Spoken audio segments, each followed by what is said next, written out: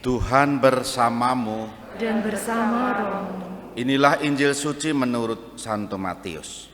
Dimuliakanlah Tuhan. Dalam khotbah di bukit berkatalah Yesus, "Waspadalah terhadap nabi-nabi palsu yang datang kepadamu dengan menyamar seperti domba, tetapi sesungguhnya mereka itu serigala yang buas. Dari buahnya lah kalian akan mengenal mereka. Dapatkah orang memetik buah anggur dari semak duri atau buah ara dari rumput duri? Camkanlah, setiap pohon yang baik akan menghasilkan buah yang baik, sedang pohon yang tak baik akan menghasilkan buah yang tak baik. Tidak mungkin pohon yang baik menghasilkan buah yang tak baik, ataupun pohon yang tak baik menghasilkan buah yang baik. Dan setiap pohon yang tak menghasilkan buah yang baik pasti ditebang dan dibuang ke dalam api. Jadi dari buahnya lah kalian akan mengenal mereka." Demikianlah sabda Tuhan. Terpujilah Kristus. Saudari-saudara yang dikasihi Tuhan, selamat pagi berkah dalam. Seorang nabi adalah orang yang dipilih Allah untuk mewartakan, menunjukkan, dan juga menyuarakan hati Allah. Maka seorang nabi memiliki relasi khusus dengan Allah karena dia menyuarakan hati Allah, menyuarakan pikiran Allah, dan itu semua dilakukan agar umat mendapatkan selamat. Itulah nabi. Kalau hari ini kita mendengar bacaan Injil Yesus memperingatkan murid-muridnya pada waktu itu, lalu bisa jadi yang disebut nabi palsu itu bisa jadi nabi yang tidak mewartakan seperti tadi yang saya katakan. Tidak menyuarakan hati Allah, tetapi menyuarakan hatinya sendiri, tidak menyuarakan sabda atau firman Allah yang dia terima, tetapi bisa jadi menciptakan sabda sendiri. Tidak membawa orang kepada keselamatan, tetapi justru menimbulkan bubrah, pecah belah.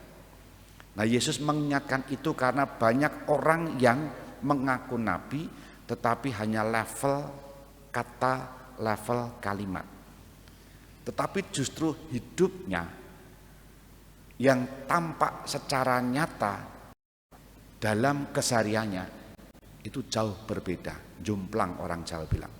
Maka Yesus tadi juga mengingatkan pada para murid, dari buahnya lah kalian akan mengenal ini nabi asli, ori, atau KW1, atau KW2, KW3, dan seterusnya. Poinnya adalah Yesus mengajak untuk tidak hanya melihat kata-katanya, tetapi melihat buahnya, pekerjaannya, karyanya. Apakah sungguh menghasilkan hidup yang makin dekat dengan Allah, makin mempersatukan banyak orang, atau justru sebaliknya? Maka Injil hari ini mengingatkan kepada kita, di sekitar kita itu banyak orang yang memiliki ajaran, memiliki kalimat-kalimat yang baik, tetapi bisa jadi itu ada udang di balik batu. Ada maksud-maksud tersembunyi yang nantinya akan memperoleh keuntungan yang kita sendiri dalam hari-hari mendatang tidak tahu. Bahkan dalam satu kelompok, dan kelompok ini suci karena tugas-tugasnya, aktivitasnya adalah berdoa. Omongannya bagus, relasi satu sama lain bagus. Saking bagusnya dipilih menjadi ketua kelompok itu. Dan karena saking bagusnya, saking aktifnya, lalu anggota kelompok percaya.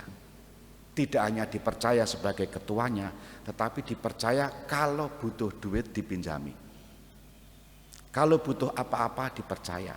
meskipun makin lama makin curiga, dan akhirnya ketika sudah mendapat keuntungan, ketua yang dipercaya ini pergi meninggalkan kelompoknya. Itu ada. Itu semacam nabi palsu. Maka kita semua diingatkan, buahnya lah, dan itu butuh waktu untuk melihat hasil buahnya. Sekaligus di sisi lain, kita adalah nabi-nabi karena baptisan yang kita terima. Karena baptisan itulah kita menjadi imam, nabi, dan raja, ambil bagian dalam tritugas Kristus. Maka mari kita juga menjadi nabi-nabi yang juga mewartakan yang benar, yang baik, sekaligus buahnya juga benar dan baik. Gereja mendapat panggilan itu, tidak hanya dalam kata-kata, tetapi juga karya.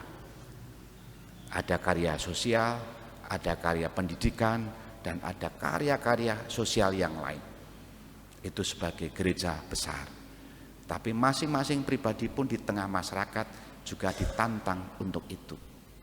Kita mohon rahmat supaya kita pun ambil bagian dalam kenabian itu, untuk mendekatkan banyak orang dengan Tuhan, sekaligus merekatkan banyak orang di antara mereka sendiri. Kita hening sejenak.